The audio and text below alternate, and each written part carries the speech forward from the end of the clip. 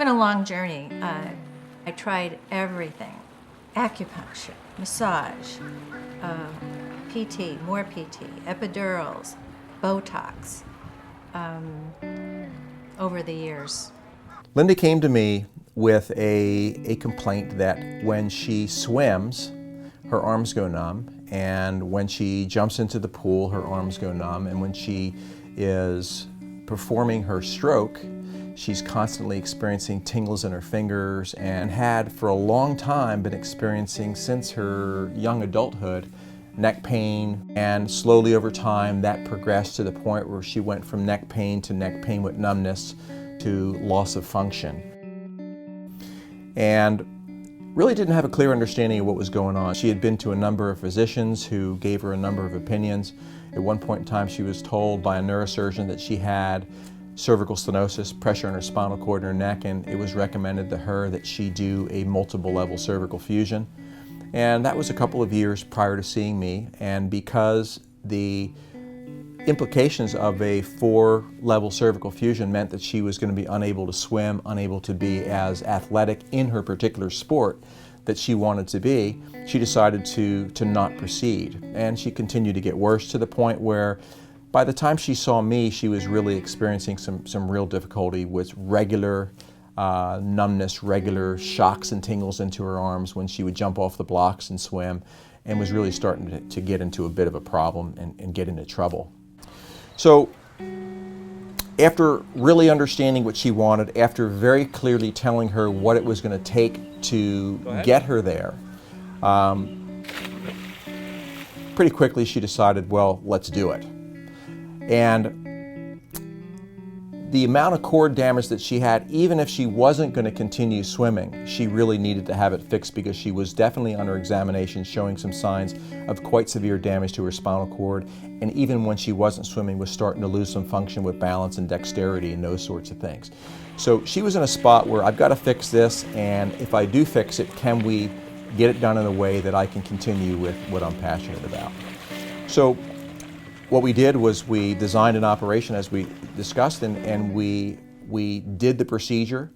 And a couple things she needed to understand. Number one, when you do these procedures where you are really making the tissue tighter, it's similar to shoulder surgery in that even though it's a small incision, it's uncomfortable. It takes a long time to heal. It takes time to heal where the tissues actually tighten up and become shorter.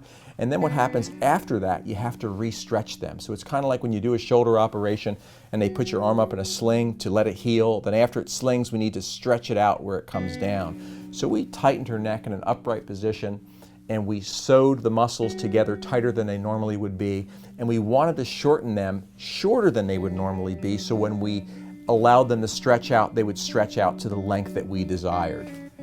Now, the challenge with that is it takes somebody who understands, hey, this is going to be uncomfortable for a while. This is going to be something that will ultimately give you as close to the desired result that you want, but it's going to be something that's going to be a process that's going to take some time. And that's one of the challenges that we had. Was we did explain up front, this is going to take some time, but Linda wants to be better today. And we had to really work with her over the course of her recovery to say, listen, be patient. She had a lot of times where she would be frustrated and you know, my neck is still sore and I'm not where I want to be, and had some very good therapy and some very good support system through our physical therapist to really get her where she wants to be.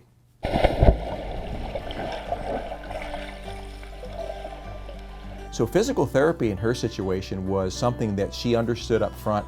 I'm going to work at this. I'm going to, like a elite athlete, I'm going to have a procedure, and it's going to take rehab time to be able to get me back doing my sport.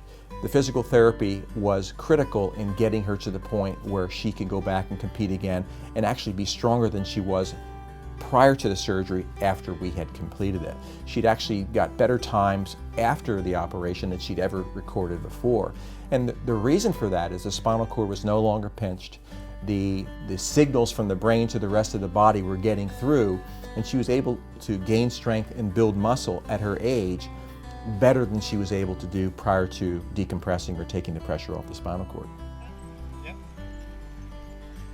The procedure was designed specifically for her needs. And the thing that was very important about the procedure is I was confident that she was going to be an individual who would be able to make this successful.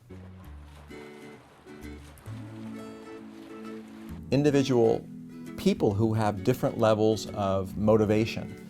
And if you're going to do a procedure on somebody that requires a real sophisticated understanding of how it needs to be rehabbed on somebody who really isn't capable of that, they're not going to be successful. So don't do a procedure on somebody that requires an aggressive level of rehab to somebody who isn't going to do that, because they're not going to be happy, you're not going to be happy, and everybody's wasting their time. So this is a good example of tailoring the procedure and tailoring what the options are to who the patient is. So everybody's different, every operation is different, every problem's different. Every individual needs to have an individualized program, and that program needs to be designed to reach their specific goals and their specific needs. And in Linda's situation, we knew clearly what she wanted. I knew clearly what she was going to deliver on her side as far as effort level, and we designed an operation that was a bit more complex to rehab from, but really was an operation that can deliver almost normal motion and could get her back in the pool. And you know, she's made me proud. She's somebody who, it's amazing how hard she's worked, and it's amazing how hard she continues to work to do what she loves to do, which is be competitive, to swim, and to win. I can't imagine myself not having made this decision. She's exceeded her expectations. Her swimming is faster now than it's ever been, and she's regained normal mobility, and she's been able to resume a lifestyle that was consistent with what her goals were prior to surgery.